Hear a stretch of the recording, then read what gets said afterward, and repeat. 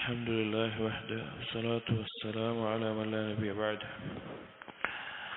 صحيح ترغيب الترهيب الكتاب الصلاة له التفصل الترهيب من عدم إتمام الركوع والسجود وإقامة الصلب بينهما وما جاء في الخشوع. നിസ്കാരത്തിൽ റുക്കോവും സുജൂദും പൂർത്തീകരിക്കാതെ അതിൻ്റെ പൂർണ്ണമായ രൂപത്തിൽ ചെയ്യാതിരിക്കുകയും അതുപോലെ തന്നെ അതിനിടയിൽ മുതുക് നേരെ നിവർത്തി വെക്കുന്ന എഹ്തിദാലാവട്ടെ സുജൂദുകൾക്കിടയിൽ ഇരുത്തമാവട്ടെ അത് വമാ ജാ ഫിൽ ഖുശൂ അതുപോലെ ഖുശൂഇന്റെ വിഷയത്തിലും ഖുശൂ ഇല്ലാതെ നിസ്കരിക്കുന്നതുമായി ബന്ധപ്പെട്ടിട്ടുള്ള അതിനെല്ലാം ബന്ധപ്പെട്ടുള്ള ഹദീസുകളാണ്. അതിനെല്ലാം നിരുത്സാഹപ്പെടുത്തുന്ന അതിൻ്റെ ഗൗരവം അറിയിക്കുന്ന ഹദീസുകൾ. عن أبي مسعود البدري قال قال رسول الله صلى الله عليه وسلم لا تجزئ صلاة الرجل حتى يقيم ظهره في الركوع والسجود.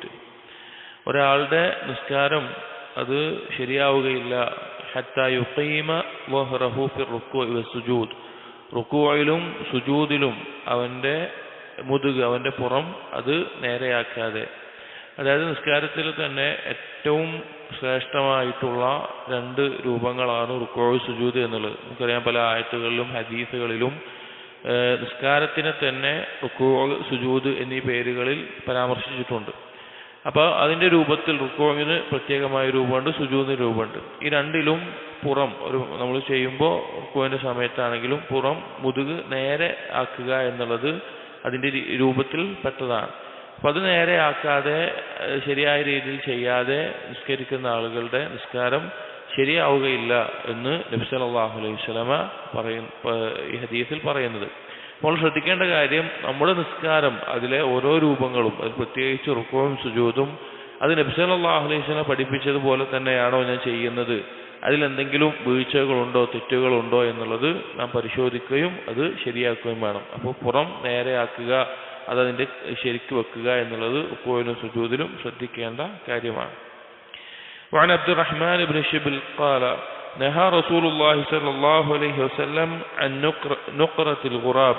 നബി സല്ലല്ലാഹു അലൈഹി വസല്ലമ വിരോധിച്ചിട്ടുണ്ട് കാക്ക തല അനക്കുന്നത് പോലെ കൊത്തിയെടുക്കുന്നത് പോലെ പെട്ടെന്ന് നിസ്കരിക്കുക എന്നുള്ളത്. വൈഫ്തിറാശി സബ്അ വന്യമൃഗങ്ങൾ കൈവെക്കുന്നത് പോലെ വെക്കുക എന്നുള്ളത്. وَأَيُّوَطِّنَ الرَّجُلُ الْمَكَانَ فِي الْمَسْجِدِ كَمَا يُوَطِّنُ الْبَعِيرُ ഒട്ടകം അതിൻ്റെ ആലയിൽ ഒരു പ്രത്യേക സ്ഥലം നിശ്ചയിക്കുന്നത് പോലെ മസ്ജിദിൽ ഒരു പ്രത്യേക സ്ഥലം നിശ്ചയിക്കുക എന്നുള്ളതും വിരോധിച്ചിരിക്കുന്നു.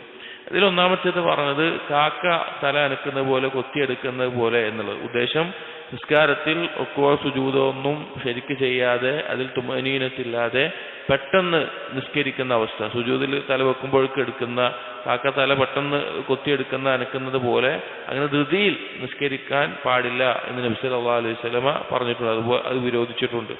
അതുപോലെ ഇഫ്തിറാശി സബ്അ വന്യമൃഗങ്ങൾ അല്ലെങ്കിൽ സിംഹമോ നായമോ അതുപോലെയുള്ള എല്ലാം കൈ ഇങ്ങനെ ഈ ഭാഗവും കൂടി നിലത്ത് തട്ടുന്ന രീതിയിൽ വെക്കുന്നത് പോലെ സുജൂദ് ചെയ്യാൻ പാടില്ല. ചില ആളുകളിലെല്ലാം കാണാറുണ്ട്, പ്രത്യേകിച്ച് കുട്ടികളിലൊക്കെ സുജൂദിന്റെ സമയത്ത് കൈയിന്റെ ഈ ഭാഗം ഈ പത്തി മാത്രമല്ലാതെ ഈ ഭാഗം മൊത്തം നിലത്തിങ്ങനെ വെക്കുന്ന അവസ്ഥ അത് നബി സല്ലല്ലാഹു അലൈഹി വസല്ലമ വിരോധിച്ചിട്ടുള്ളതാണ്.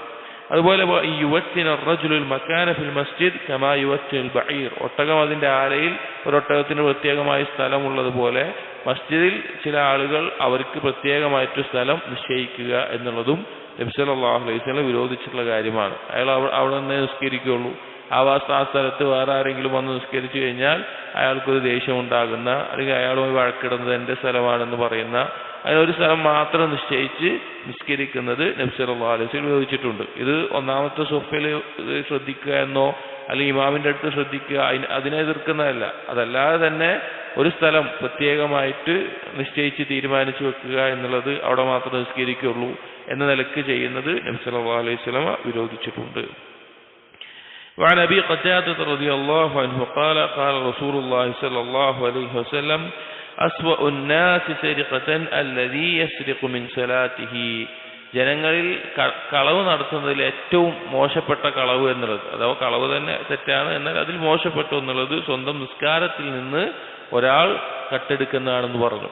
ഖാലു, അപ്പോൾ സഹാബികൾ ചോദിച്ചു, യാ റസൂലല്ലാഹ്, അല്ലാഹുവിന്റെ റസൂലേ, കൈഫ യസ്രിഖു മിൻ സലാത്തിഹി, എങ്ങനെയാണ് ഒരാൾ അവന്റെ നിസ്കാരത്തിൽ നിന്ന് കട്ടെടുക്കുക? ഖാല, നബി സല്ലല്ലാഹു അലൈഹി വസല്ലം പറഞ്ഞു, ലാ യതിമ്മു റുകൂഅഹു വലാ സുജൂദഹു, അവനവന്റെ റുകൂഅോ സുജൂദോ പൂർത്തീകരിക്കുകയില്ല, അഥവാ അതിന്റെ ശരിയായ രൂപത്തിൽ അവൻ ചെയ്യുകയില്ല.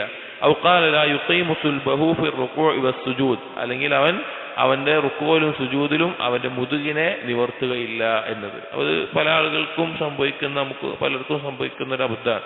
അതായത് വേഗം റുക്കൂവും സുജൂദും ചെയ്യുമ്പോൾ ആ റുക്കൂവിന്റെ രൂപത്തിൽ പറഞ്ഞ രീതിയിലുള്ള ആ നടു നിവർത്തിക്കൊണ്ട് മുതുക് നേരെയാക്കിക്കൊണ്ട് ചെയ്യില്ല.